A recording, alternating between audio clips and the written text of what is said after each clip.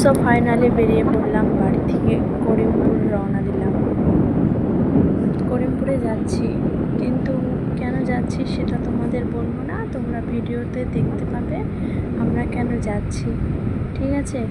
তো আমি কোনোদিনও ব্লগ ভিডিও বানাইনি, এই প্রথম বানাচ্ছি। যদি ভুল হয় তো কিছু মনে করো না, ঠিক আছে? আমি এই প্রথম নিজে নিজে ট্রাই করছি, ব্লগ ভিডিও বানানোর চেষ্টা করছি। হ্যাঁ, এখানে দেখো কিছু দিদিরা ভিডিও বানাচ্ছে, এই যে দেখতেই পাচ্ছ। তো চলে এসেছি আমরা, এখন নাটনায় পৌঁছালাম।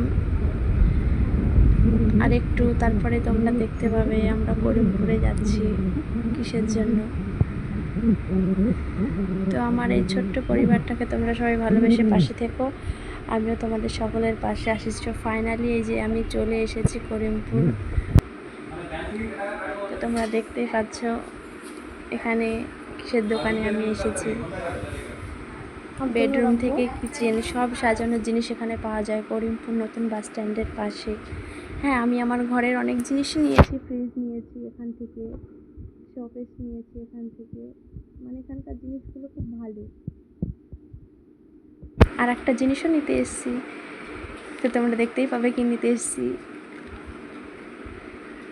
তো নিয়ে অবশ্যই জানাবে আমার এই ভিডিওটা কেমন হয়েছে। যদি ভুল হয় তাহলে কিছু মনে করো না, ঠিক আছে?